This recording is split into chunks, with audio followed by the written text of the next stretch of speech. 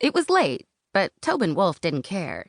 She climbed down the rickety old fire escape attached to her bedroom window and jumped the last few feet to the ground, her skirt flying up and showing too much of everything. But luckily there was no one around to see. She had on black fishnet stockings with her black skirt and a black jacket over her shredded black tank top. The only color on her body was the blue streak in her short, curly afro, and she liked that everything about her blended into the night. She turned up the music in her headphones and couldn't help but sing along, loudly, as she jogged to the end of her alley and then the end of her block, waiting at the bus stop to catch the one that would take her to her sister's apartment. Tobyn didn't care about the stares she got when she sang out loud in public. In fact, she welcomed them. She loved to be the center of attention, loved to be looked at and watched. It was why she'd first joined the Harlem High Notes, the a cappella group at school, and it was why she dreamed about being famous, recording an album and going on tour, why she wanted it all so badly. The ride passed quickly. When she got to her stop, Tobyn stepped off the bus with her songbook, a worn notebook full of her original lyrics in one hand and her phone in the other. She texted her sister, walking, as she started down the block that led to Devyn's apartment. She was actually on time for once, so she knew her sister wouldn't be expecting her yet. The thought of catching Devyn off guard gave Tobyn a little thrill. She liked being underestimated.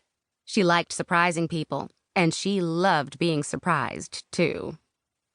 Noelle Lee had surprised Tobyn. They were friends and had been for years, but ever since Noelle had placed her wide palms on either side of Tobyn's face and kissed her after the fall showcase last semester, Tobyn couldn't get her friend's hands out of her head. Noelle's hands were dark-skinned and long-fingered and bigger than Tobyn's. They were cello hands, perfect for moving along the instrument's long neck, and her nails were always painted, by Lux, so they looked like works of art.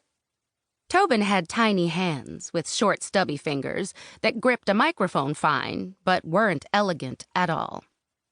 As she walked, Tobyn thought about her hands holding Noelle's, how her lighter brown skin would look next to the deep ebony of her friend's. Things had been fine between them for the last couple of months, calm and easy and oddly normal. But it didn't change the fact that Tobyn thought about Noelle way more than she used to, and she didn't know what, if anything, she should do about that. It was a school night, but lately Tobyn cared less and less about staying out. With her mom working the night shift, it was easy to get away with doing whatever she wanted. She used the fire escape to leave so that her keys would be in the dish by the front door, just in case her mom came home earlier than she expected. Climbing the fire escape and sneaking in through her bedroom window meant she could get into bed without needing to pass her mother's bedroom or opening the creaky front door. She went to shows as if she'd already graduated, not making it home until the sun was rising, like she didn't need to be at Augusta Savage School of the Arts a few hours later. And she drank a lot of coffee to keep it all together. Outside Devyn's building, Tobyn lifted her finger to her sister's buzzer just as a tall guy pushed his way through the door. He held it open for her, so she eased inside with her hand against the wall. She tapped her fingers along the railing as she skipped up the 3 flights that led to Devyn's apartment, humming along with the song playing in her headphones. She knocked and waited. Knocked again and waited longer. It was the first time she was hanging out with Devyn in forever, and she was excited, but nervous. She and her sister used to be really close, but over the last year, Tobyn had felt more and more space opening up between them. Tobyn wondered if Devyn had forgotten about their plans tonight, like she had when Tobyn told her about the fall showcase back in November, and when Tobyn had saved for months and bought 2 tickets to a show their favorite band was performing on New Year's Eve. It wouldn't be the first time her sister let her down, but it made a part of her heart ache to think it might be happening again.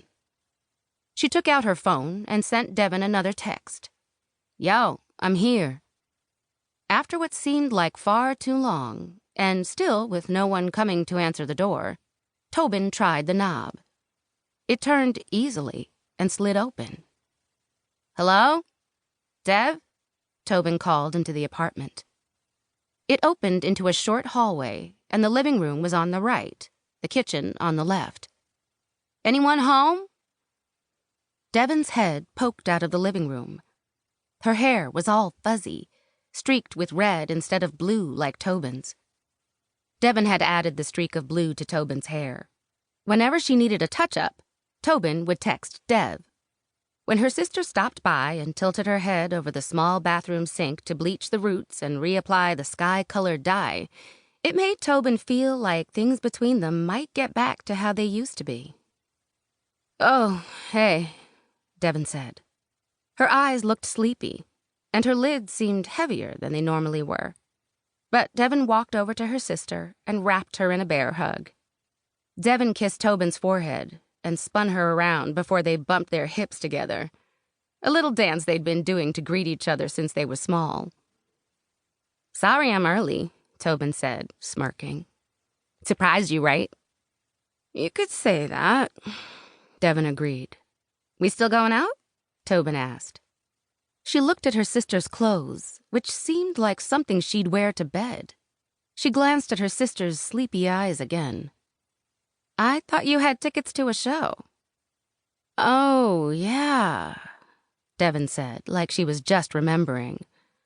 "Sorry, I've been kinda hungover all day." They'd been talking about checking out this singer-songwriter for weeks, since they first heard she'd be playing a show at the club around the corner from Devyn's place. Tobyn took a few deep breaths to hide her frustration. Tobyn looked around the apartment. It was messier than usual, and her sister, who normally loved getting all dressed up and going out, wasn't ready.